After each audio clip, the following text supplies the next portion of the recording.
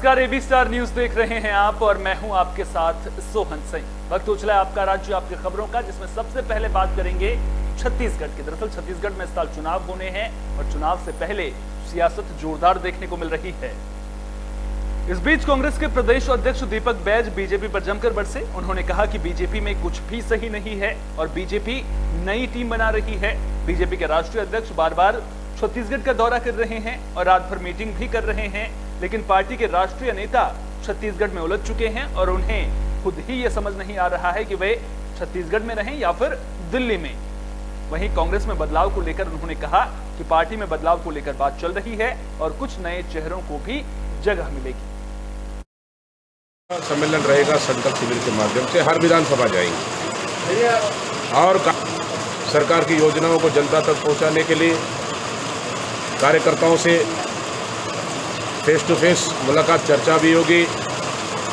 सरकार की कामकाज का ब्यौरा भी देंगे और आने वाला चुनाव में जीत का मंत्र भी देंगे। एक चीज़ तो आप मानते होंगे, भारतीय जनता पार्टी बड़ी शिद्दत से चुनाव लड़ती है। कर्नाटक में जैसे अंतिम दौर पे बजरंग दल का मुद्दा उठाया, यहाँ का जो करने गया है कांग्रेस की सरकार बन रही है, तो यहाँ देखिए भारतीय जनता पार्टी तोड़फोड़। हरियाणा के मुख्यमंत्री मनोहर लाल जनसंवाद कर रहे हैं। जनसंवाद के जरिए सरकार की योजनाओं की जानकारी जनता तक पहुंचा रहे हैं। इसी कड़ी में सीएम मनोहर लाल ने कहा कि पिछले 9 सालों में पीएम मोदी ने गरीबों को उनका हक दिलाने का काम किया है और दुनिया में भारत को नई पहचान दिलाई है। हरियाणा में भी सरकार अंत्योदय के सिद्धांत पर चलते हुए आम लोगों की सेवा के साथ विकास के कामों को भी लगातार गति दे रही है।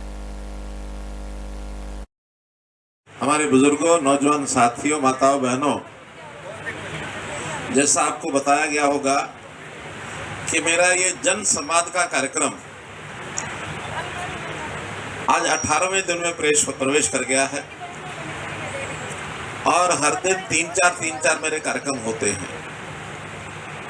मैंने तय किया है कि एक विधानसभा के नाम का एक दिन, 90 दिन का ये मेरा कार्यक्रम चलेगा और इसमें आप सब लोगों से प्रत्यक्ष जनसंवाद मतलब बातचीत।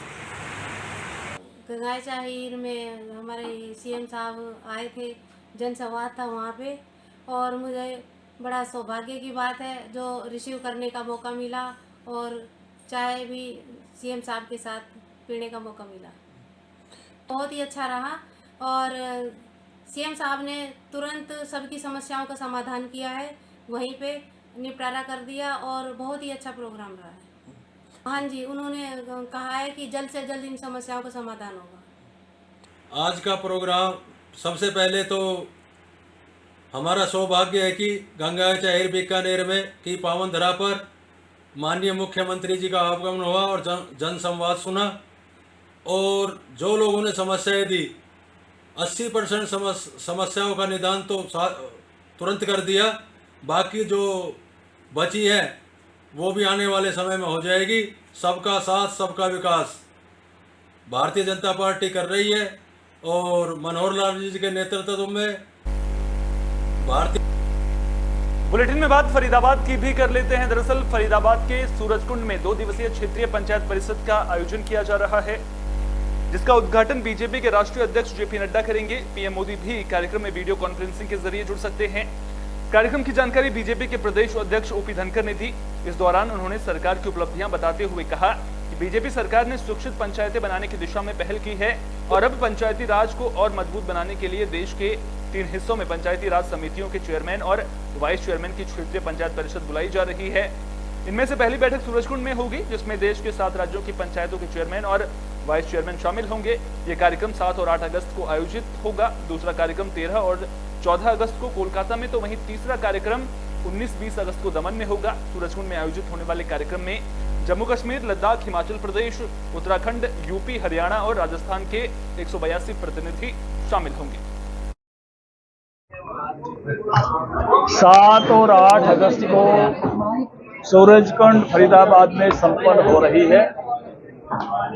इसमें जम्मू कश्मीर, लद्दाख, हिमाचल प्रदेश, उत्तराखंड, उत्तर प्रदेश,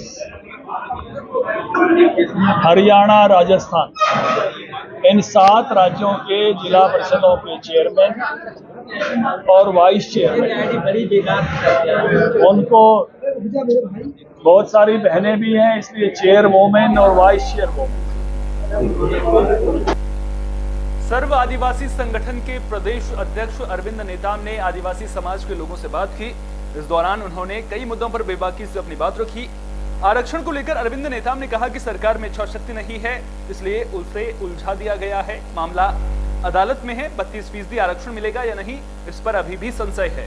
पेशा कानून पर उन्होंने कहा कि राज्य सरकार और केंद्र सरकार पेशा कानून को लेकर ईमानदार नहीं है।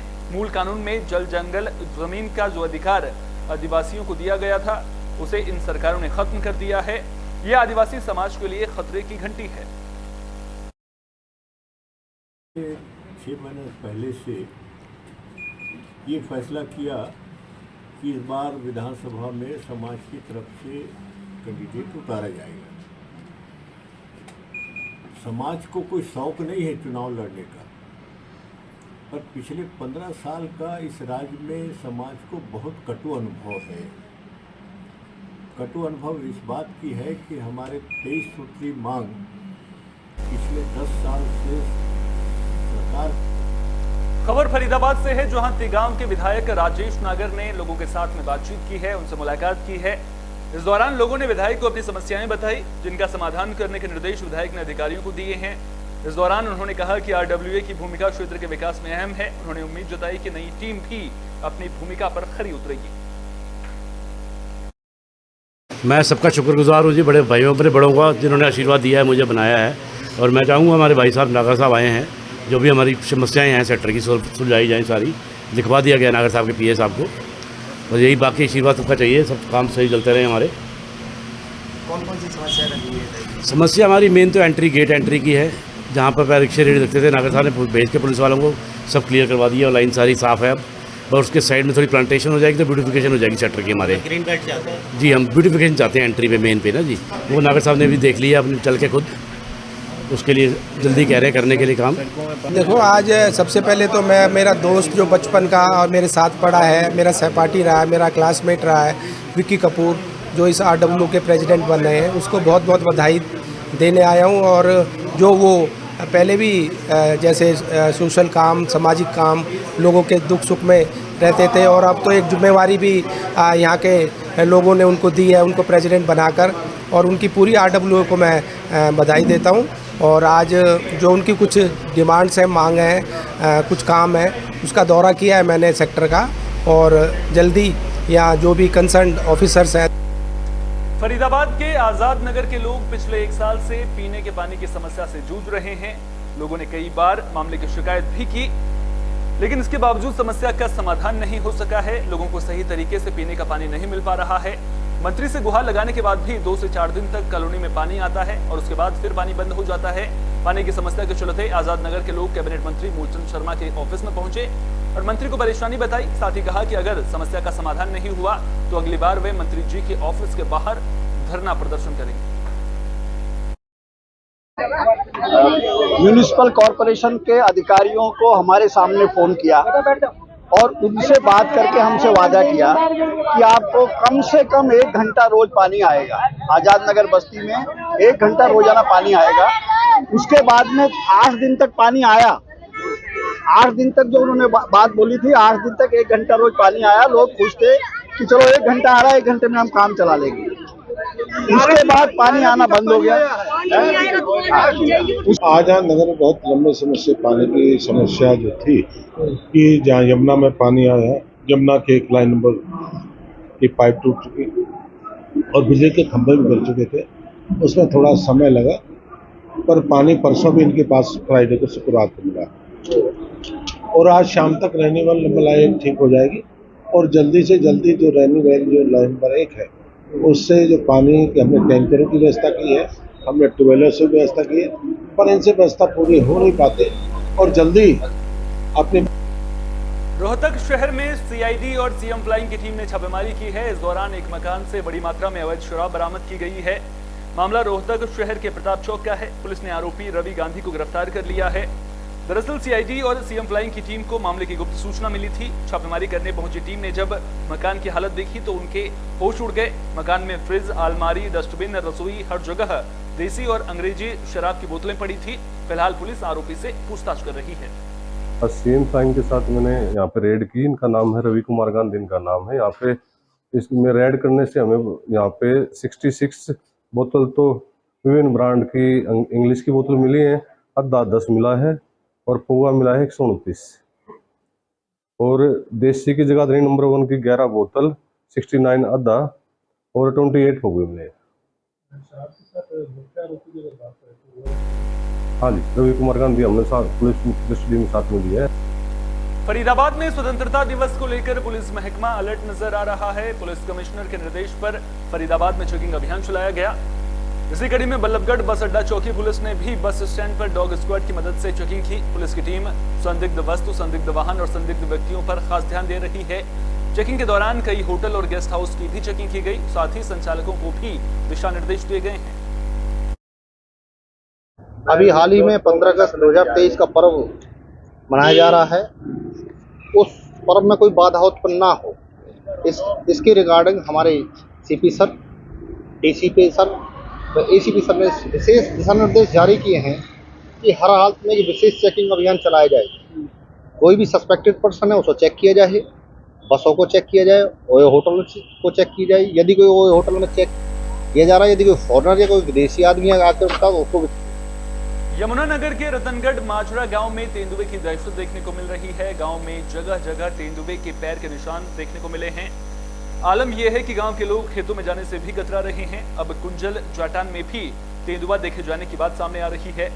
दरअसल इस गांव में पशुओं के बाड़े में मजदूर काम कर रहे थे। इसी दौरान एक तेंदुआ बाड़े की दीवार पर चढ़ गया, जिसका वीडियो वायरल हो रहा है। ग्रामीणों ने मामले की जानकारी वन विभाग को दी है। भैया ने देखा था साहब ने, तो वो वहाँ बैठा था मेजर सिंह के डंगरों का घेरा जी, उसकी द्वार पे बैठा था। तो वहां से चला, फिर सुबह फिर देखा चंदन भैया ना यहाँ रोड पे बैठा हुआ। नहीं हमला तो कोई नुकसान तो कोई नहीं करा जी अभी तो। और कल से यही है? हाँ, कल से यही है, कल शाम का सारे इकट्ठे हो पा रहे थे, 500 बस इकट्ठे हो जाएंगे, इकट्ठे होकर। इस बुलेटिन में मेरे साथ इतना ही। देश दुनिया की तमाम अहम खबरों के लिए बने रहिए ABC न्यूज के साथ। फिलहाल दीजिए इजाजत, नमस्कार।